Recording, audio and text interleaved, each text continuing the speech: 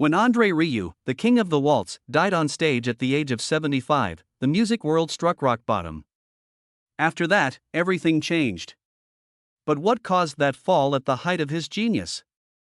We need to know what happened in his life in order to understand.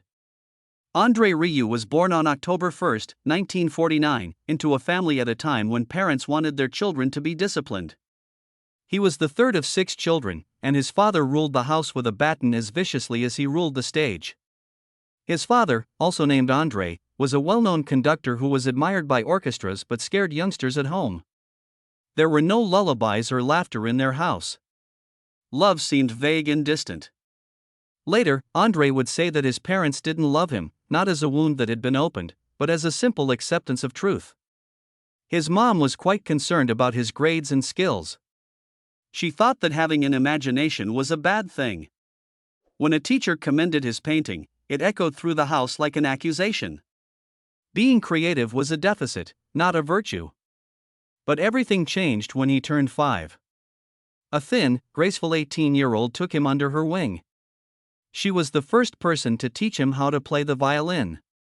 She didn't tell him off. She made him feel. In her bow sweep, young Andre found something he had never seen before. Free. Not love, not romance, just a tremor that sounded like life. And he was definitely impressed. Then he got into music. It wasn't a feeling of victory, it was the start of something that would come from deep within him. Some kids practiced their scales. He wanted resonance, but happiness came at a price. As a teenager, his growing love for waltzes clashed with his father's strictness. His beau's lyrics were mocked at home.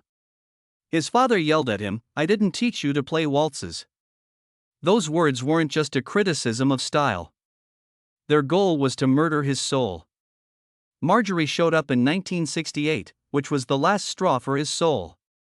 Andre's chosen partner, not a conductor's score. His mother was really angry when she met her. She told him to leave. There were many rejections on top of one other. Andre left that night. He never looked back. Their house was left alone. He was an empty shell as he became famous. His parents didn't go to his shows. Not even once. Even if there were thousands of admirers cheering for him in the stadia, he couldn't get rid of the recollection of the silence at home. He once told me that he spent years in therapy trying to figure out why his upbringing felt so empty. The applause never filled that gap, but music made him feel like he was finally seen. The violin was more than just an instrument, it was a lifeline. When he played, the windows would open. After years of formal orchestral testing and the antiseptic echo of concert halls, Andre broke down in 1978 and started the rebellion. He started the Maastricht Salon Orchestra. 12 dreamers, no costumes, and a lot of hope. These young aspirations were playing in small community centers, backyards, and neglected border towns. They were playing music for no other reason than to play it. No critics, no big stages, just sound that people share. That was all on the outside, but on the inside, there was someone else running everything. Marjorie was it. She was calm, precise, and invisible, and she took care of business meetings, reservations, and ghostwriting. She was the unseen power behind his magic. When he hesitated about buying a decaying castle, she said, "Sell more records." Not because she was interested or curious, but to construct the future. There was no TV coverage of this silent revolution. Someone let it out. He officially started the Johann Strauss Orchestra in 1987 with 12 players and a daring goal: to bring music back to life. They got rid of serious formality. They donned color instead of black tailcoats, which made people happy.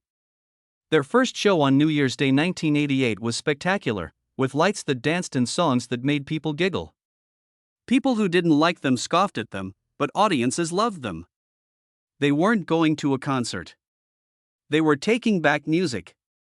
There was a spontaneous change that happened in 1995 at the UEFA Champions League final in Vienna, which is one of Europe's biggest stages. Rieu walked onto the field with his band. Football supporters stopped what they were doing as Shostakovich's Waltz and Tuesday rose. Clapped and swayed. The stadium was full of grace, and the stress of the game faded away. It seemed like the universe when Ajax scored. The moment became famous. Overnight, Strauss and the others flew to the top of the charts in the Netherlands for 19 weeks. It was something that had never happened in classical music before. It sold millions around the world. After that, Australia came next. In Melbourne, more than 38,000 people crammed stadium seats to watch a real-life fairy tale. Not only that, but they also owned 8 of the top 10 DVDs in the country. He owned all of them. He stood next to famous music stars like Pink and AC/DC. Even after all that accomplishment, some people still didn't like what he was doing. The traditionalist was the one who backed away. One conductor made fun of lights and dresses and said that joy had no place in art. But to Rieu's fans, it meant everything. The dancing families' crying grandparents had found their platform. He really meant it when he remarked, "With us, you don't feel the solemn hush that drives people away." He wasn't selling tickets to concerts. He was giving them hope. But beneath the shiny lights and sold-out arenas, the maestro was falling apart.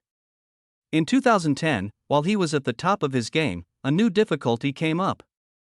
Andre got a viral illness that spread to his inner ear. Balance is highly important for a violinist. His world turned upside down, and he had to cancel tours and performances. The man who was most interested in saying "I can" had to say "I can't." It was more than being sick. He had a fracture that he didn't know he had. To be more specific, it was more than just being unwell. It was the moment a myth broke, showing itself in a shaky unbalance and a blurry reflection. In 2010, when Andre Rieu, aged 62, a viral infection of the vestibular nerve attacked his inner ear and sent him into a state of constant pandemonium. The room spun about, and nothing, not even the ground underneath him, felt stable. He was bedridden and his dizzy eyes were scanning walls that were spinning without mercy. The man who had never changed his mind suddenly felt lost. Doctors told them to take it easy. The tour schedule and the man who used to be as hard as a cement wall fell apart like cheap sheet music. Andre's rehabilitation took a long time. All kinds of traditional therapy didn't work. After then, an Australian fan wrote a letter. He talked about his own fight with the same virus and gave vestibular exercises that helped him get his balance back. Andres, who was in a lot of pain, did what they said. The distortion slowly stopped. After months of being away, he stood up again, first shakily and then firmly. He eventually returned to the stage and went on tour. This tour was not only a musical comeback, but it also helped him get his reputation back. People thought he was back to being flawless, but in reality, no wound, whether it was physical or mental, heals without leaving a mark. The dizziness went away, but his balance was still weak. In 2012, management quickly denied that problems with disequilibrium were coming back, but they did admit that the ear was still a weak place after being attacked. They also told him that if there was a risk of being sick again, he would be in a lot of trouble, especially if he was on stage. Then 2016 came. The trumpet of gloom sounded again in Leeds in December. Andre had a friend that was very important to him. He was always there with them, and his name was Ruud Merckx. He was a trombonist and a longtime buddy. Everyone was doing their own thing, but it was fresh to them that he had died in his sleep. In Andres's world, it was like a huge earthquake. He didn't even blink when he cancelled the Nottingham show in the middle of the tour. Then he stopped the rest of the shows in London, Birmingham, and Glasgow. It wasn't sick. It was grief that could not be comforted and would never end. He later said he was like a brother. The orchestra, which was like a family in every way, swayed in grief. When the music shows came back, they brought back memories of what Andres had lost. He stayed strong through all of it, and in 2019, when a nasty sickness made him sweat and shake with fever, he entered the stage. The smile lasted, but people who knew him could see he was having a hard time with it on stage. Then came the time that would completely break him. In March 2024, he had to do 6 concerts in Mexico City that were all sold out. It was a good win. Acuity escalated into a crisis after only the second performance. Altitude, jet lag, and the virus all came together like storm clouds. There were rumors that he messed up backstage. Fever, breathless confusion. He touched his phone and called Marjorie in a low voice. "I never want to have a day like this for my first concert again." That was how 4 concerts ended. More than 40,000 people who bought tickets were quite angry. The tour was cut short for the 125-person orchestra. Flights were cancelled and tickets were refunded. In an emergency, there was chaos and no means to keep their dignity. Something new happened during that pause. His son, Pierre, stepped forward. He was no longer just a son or a tour manager.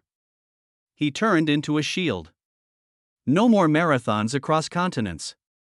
The speed dropped. Performances only in Europe. Controlled scheduling. Rest. Getting better. A gentle wall surrounding Andre's health. It wasn't a retreat. It was the right thing to do. But if they had taken it a little earlier, they wouldn't have had to deal with what was about to happen next. For now, everything depended on Pierre, who used to be in charge of logistics and was now in charge of tempo. He put in brakes where Andre would have pushed ahead. Now, every aircraft and every location went through a screening. Can he accomplish this without breaking? He took on the weight, which let Andre get his music back without hurting himself.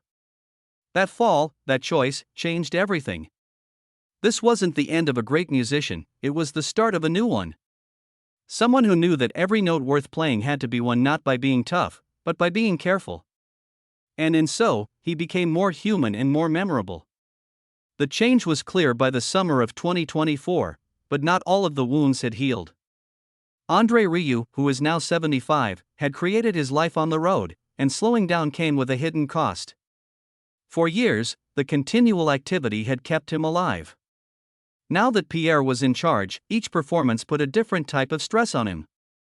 The pressure to show that he could still do it, not just for the public but also for himself. That July, he went back to Maastricht, his hometown stage. It was the safest place on his calendar. The one area where everyone in the crowd knew the man's story. The shows sold out right away, just like they always do. But in the background, the planning was no longer regular. Rehearsal blocks include medical clearances, access to oxygen backstage, and breaks for rest. His team used to focus on lighting cues and sound balance, but now they work with doctors and physical therapists. The audience never saw the list tacked to the wall of his dressing area. He quietly accepted that his body was no longer the quiet partner it used to be. The list wasn't long, but it was clear. Drink water before the show, keep the encore short, and don't shake hands after the show until your heart rate has returned to normal. Pierre enforced these regulations with the same level of rigor that his father had earlier used for tempo marks. Still, there were times when the old tempo tried to come through, even with the protections. On the third night in Maastricht, he let a waltz go on longer than expected, entranced in the sound of the strings. The orchestra played next, and for a few minutes it felt like the past. But when he left the stage, his clothing was still heavy and saturated, just like it had been in Mexico City. Pierre's face said what neither of them wanted to say out loud. They were almost across the line, but there was still one. The changes weren't only bodily, they were also artistic. Andre started moving some things about, decreasing the intensity in ways that only expert ears would notice. There were less high-energy polkas. The set list started to be full of ballads, slower waltzes, and symphonic stories. Fans liked the adjustment, but they didn't know it was part of a plan. It made it look like you had unlimited energy while saving the energy it took to do it. He spent more time at home than he had in decades between gigs. He used the stone alleys of Maastricht and the garden behind his 15th-century home as a rehearsal space. He didn't practice with the whole orchestra for hours, instead, he did it alone to save his energy for performance days.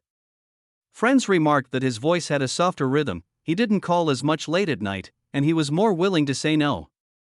The applause was different when Andre Rieu came back on stage after a long fight with his health. It wasn't just a party. It was a relief. No one knew if the King of the Waltz would play again for months. His viral sickness in 2009 had stopped him in the middle of a tour. Doctors had told him that pushing too soon could end his career. But Andre never thought of giving up music. Antwerp was the first city to host a concert again. Before he became sick, all the tickets were gone. A lot of people thought the show would be shorter. Instead, Rieu played 3 hours of music without stopping for a single song. He greeted his audience with the familiar warmth, but a discerning observer could see the differences. He sat in the middle of the pieces. He took his time. And for the first time in decades, his son Pierre was spotted backstage the whole time. You may know that Pierre Rieu had been quietly operating a lot of the business while his father was sick. He was in charge of the production, set the schedules, and made the final decision about whether the tour would ever start again. Now, it was clear that he was part of the safety net for the performance.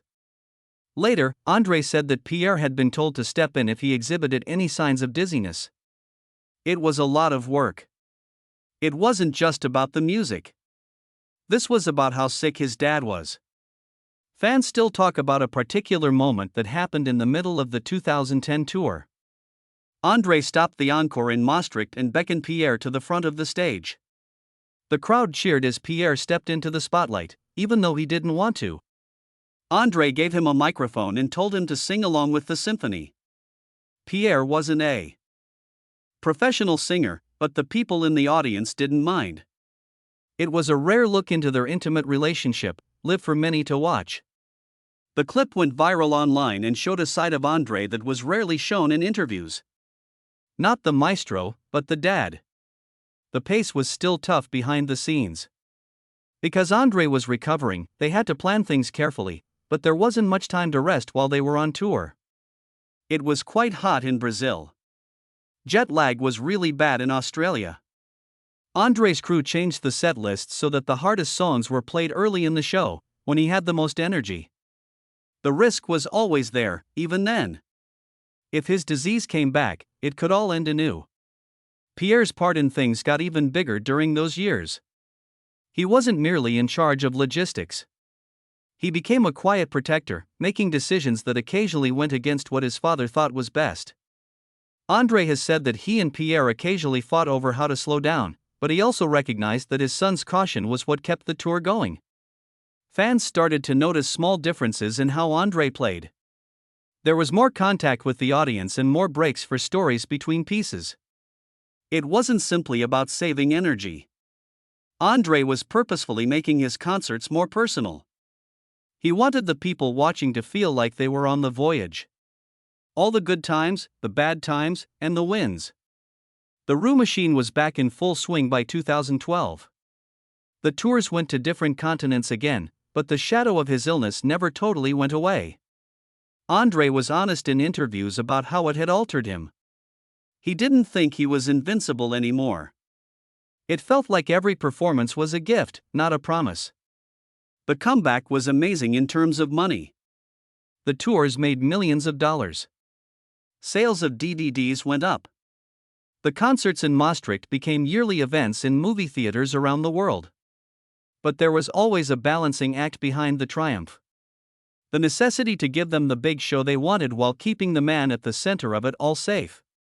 Pierre's impact on company choices was even more clear.